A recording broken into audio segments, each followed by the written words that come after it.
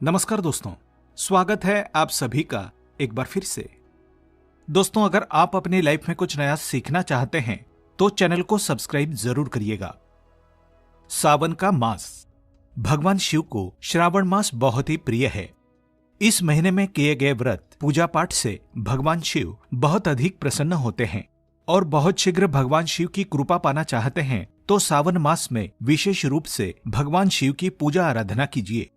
आपके मन की कोई भी कामना हो, कोई भी इच्छा हो, इस विशेष मास में अगर आप भगवान शिव की आराधना करते हैं, उनका जलाभिषेक करते हैं, तो आपके मन की समस्त कामना बहुत ही शीघ्र भोलेनाथ पूर्ण कर देते हैं। ये मास भगवान शिव को बहुत प्रिय है, इसलिए बहुत सारे ऐसे भक्त होते हैं जो इस पूरे मास का व्रत रखते हैं, पूरे श्रावण मास का ही व्रत रखते हैं। तो आज की वीडियो में हम आपसे बात करने वाले हैं कि अगर आप पूरे सावन मास का व्रत रखना चाहते हैं तो व्रत के कौन से नियम होते हैं जिनका आपको पालन करना चाहिए। सावन मास में आपको क्या करना चाहिए, क्या नहीं करना चाहिए, क्या खाना चाहिए, क्या नहीं खाना चाहिए, कब खाना चाहिए और भगवान भोलेनाथ को प्रसन्न करने के लिए किस प्रकार से हमें पूजा आराधना करनी चाहिए, किन नियमों का पालन करना चाहिए, भगवान शिव की पूजा में हम किन चीजों का प्रयोग करें, किन चीजों का त्याग करें, कौन से रंग के वस्त्रों का त्याग हमें इस मास में करना चाहिए, ये सभी बातें आज हम आपसे इस वीडियो में शेयर करने वाले हैं। तो वीडियो को पूरा देखें। लेकिन दोस्तों, उससे पहले आपसे रिक्वेस्ट करते हैं कि वीडियो को लाइक जरूर करिएगा, दोस्तों को शेयर कर दीजिएगा और अगर आपने अभी तक चैनल को सब्सक्राइब नहीं किया है तो चैनल को सब्सक्राइब करके बेल आइकन जरूर दबाइएगा। सावन मास का हमारे शास्त्रों में बहुत अधिक महत्व है। हमारे शास्त्रों में ऐसा कहा जाता है कि अगर सावन मास में भगवान शिव की थोड़ी सी भी पूजा आराधना की जाए, थोड़ा सा भी प्रयास किया जाए, भगवान की भक्ति अगर हम थोड़ी सी भी करते हैं तो बहुत शीघ्र हमारी कामना पूर्ण हो जाती है। मतलब जो हम बाकी के महीनों में भगवान शिव की पूजा आराधना करते हैं, उसके बजाय सावन की पूजा आराधना का फल बहुत अधिक प्राप्त होता है और बहुत शीघ्र भगवान शिव की कृपा प्राप्त हो जाती है सावन मास में भगवान शिव की पूजा करने से। क्योंकि इस महीने में भगवान शिव बहुत प्रसन्न होते हैं और उनका प्रिय मास है ये।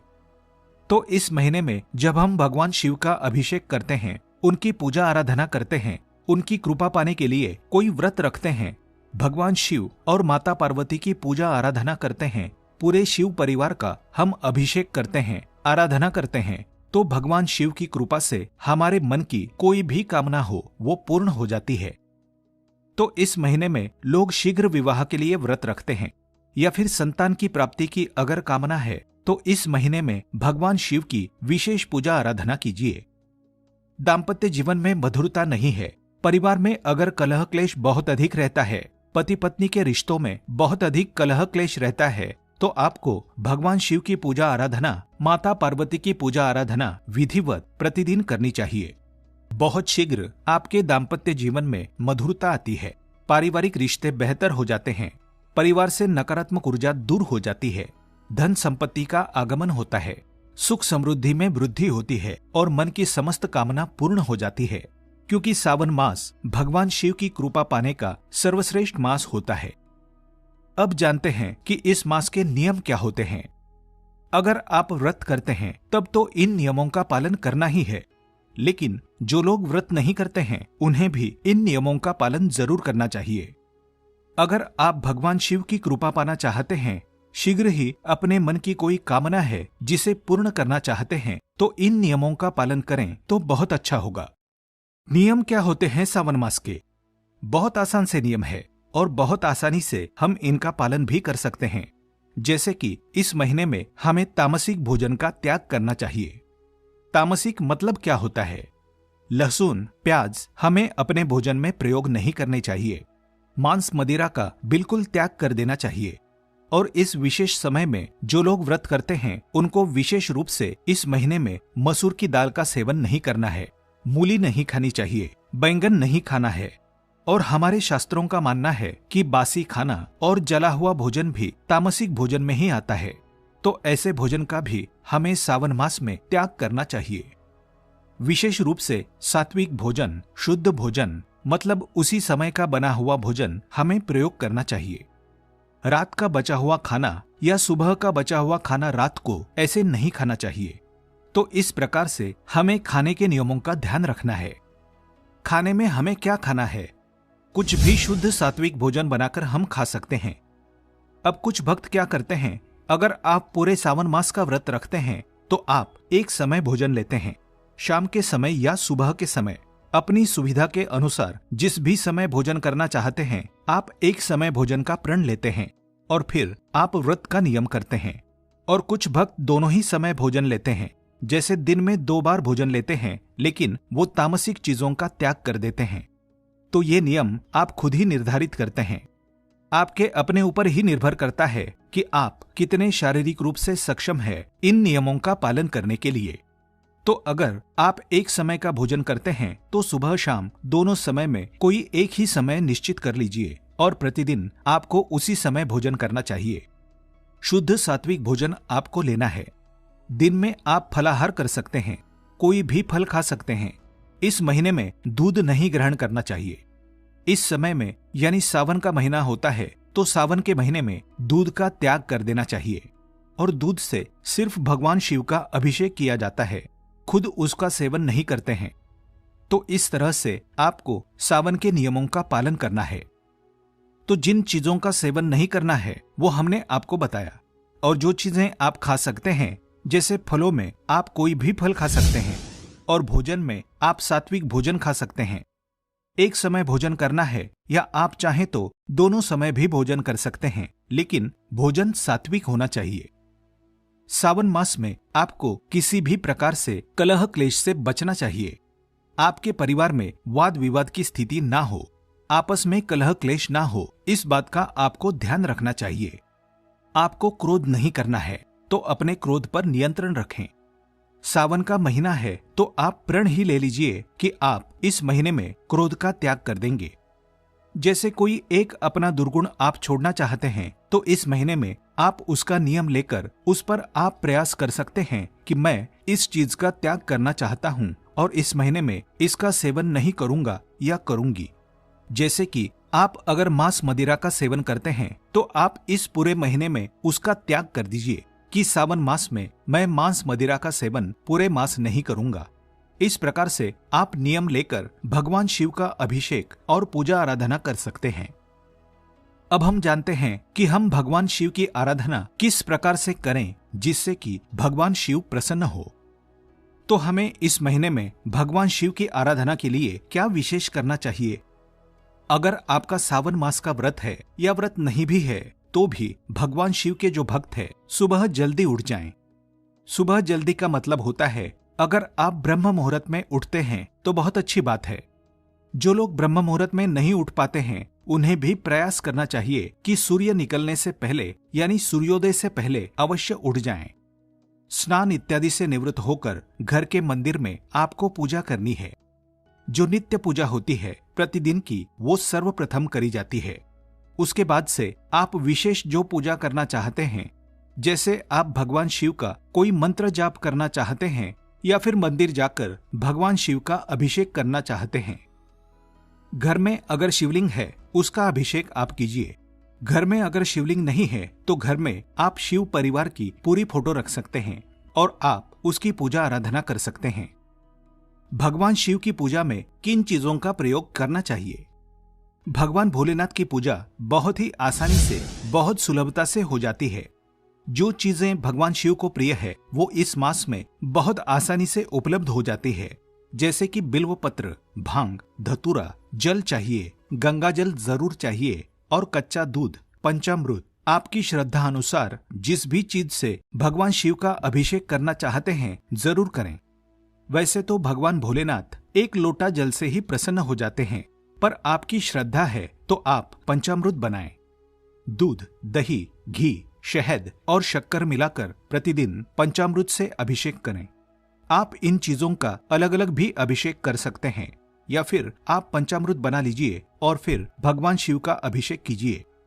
पंचामृत के अभिषेक से पहले आपको जल से अभिषेक करना है और पंचामृत के बाद भी आपको जल से अभिषेक करना है। इस बात का आपको ध्यान रखना है।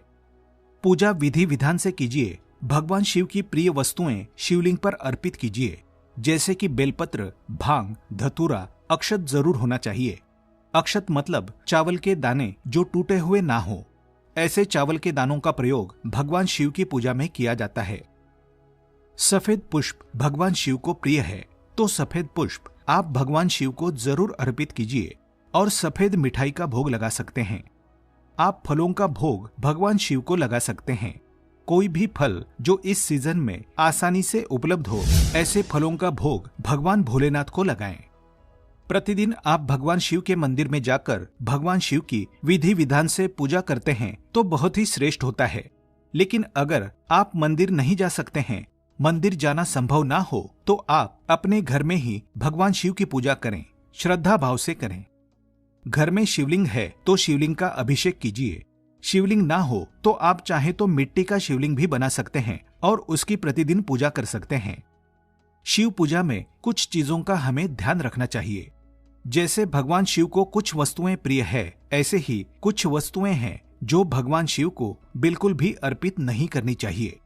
जैसे कि हल्दी का प्रयोग भगवान शिव की पूजा में नहीं होता है, कुमकुम का प्रयोग भगवान शिव की पूजा में नहीं होता है, केतकी का फूल भगवान शिव को अर्पित नहीं करना चाहिए और तुलसी के पत्ते तो भगवान शिव की पूजा में या पूरे शिव परिवार पर ही अर्पित नहीं करने चाहिए। तो इन चीजों का हमें ध्यान रखना है कि इन चीजों का प्रयोग हम भगवान शिव की पूजा में भूल से भी ना करें।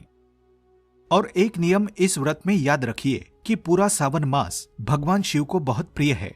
ये हरियाली का मास होता है, तो इस महीने में हमें हरे रंग के वस्त्र, हरे रंग की वस्तुएं अधिक से अधिक धारण करनी चाहिए। तो हरे रंग के वस्त्र धारण करके आप भगवान शिव की पूजा कर सकते हैं। अगर आप पुरुष है तो सफेद रंग के वस्त्र धारण करके भगवान शिव की पूजा आराधना करें। अगर आप महिला है, सौभाग्यवती स्त्री है, तो आपको सफेद रंग धारण नहीं करना है। आपको रंग बिरंगे मतलब लाल, पीले, हरे, गुलाबी इस तरह के वस्त्र धारण करके भगवान शिव की पूजा करनी चाहिए। आपको ये ध्यान रखना है कि इस विशेष मास में काले और नीले रंग के वस्त्र पूरे मास नहीं पहनने चाहिए। ये सर्वश्रेष्ठ होगा कि आप पूरे मास इन दो रंगों का त्याग कर दें, काले और नीले रंग का। ये रंग एक तरह से नकारात्मक ऊर्जा का प्रतीक माने जाते हैं। तो अगर आप इन रंगों का त्याग करके भगवान शिव की पूजा आराधना करते हैं तो बहुत शीघ्र भगवान शिव की कृपा हमें प्राप्त हो जाती है।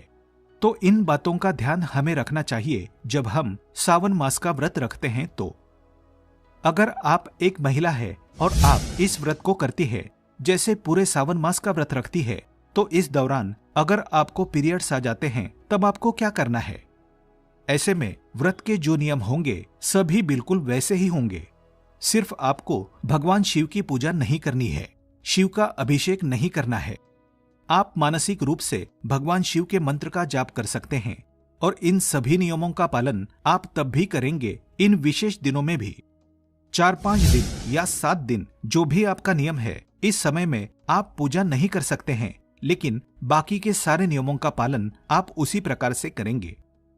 दोस्तों, सावन का महीना भगवान शिव को बहुत प्रिय है और अगर पूरे सावन मास का आप व्रत रखते हैं तो आपको ध्यान रखना है कि आप किसी भी प्रकार से किसी की निंदा ना करें, किसी की चुगली ना करें, किसी भी प्रकार से किसी की गलतियां ना गिनाएं या किसी पर क्रोध ना करें और आपको किसी को भी अपशब्द नहीं बोलने हैं, किसी का दिल नहीं दुखाना है।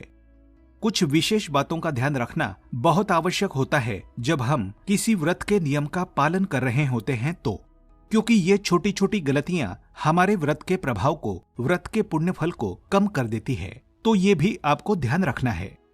इसके अलावा पूरे समय, पूरे मास में भगवान शिव का चलते फिरते मन ही मन में हर समय मंत्र जप करते रहें। पंचाक्षरी मंत्र नमः शिवाय, ओम नमः शिवाय, नमः शिवाय, ओम नमः शिवाय, इस मंत्र का जप हर सांस में स्मरण करें तो ये बहुत श्रेष्ठ होगा। मतलब हर समय आपके ध्यान में सिर्फ भगवान शिव हो तो इस व्रत का अनन्य गुना फल आपको प्राप्त होता है। सावन मास का व्रत करने से मन की समस्त कामना पूर्ण हो जाती है। आप जिस भी परेशानी में है, जिस भी कामना से आप ये व्रत करेंगे, वो कामना भगवान भोलेनाथ बहुत शीघ्र पूर्ण कर देते हैं। अगर हम नियम से इस व्रत का पालन करें, श्रद्धा से इस व्रत को करें, पूरे महीने में भगवान शिव के चरणों में ही हमारा ध्यान 24 घंटा लगा रहे तो बहुत शीघ्र भगवान शिव की कृपा प्राप्त होती है और हमारी जो भी कामना है वो पूर्ण हो जाती है।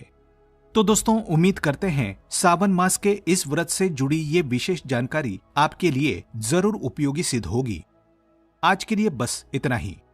दोस्तों, अगर आपको ये वीडियो पसंद आया है तो वीडियो को लाइक करिएगा, दोस्तों को शेयर जरूर करिएगा और चैनल को सब्सक्राइब करके बेल आइकन जरूर दबाइएगा ताकि आने वाला नॉलेजेबल वीडियो आपको सबसे पहले मिले। दोस्तों, मिलते हैं अगले वीडियो में, तब तक के लिए goodbye and thanks for watching my video.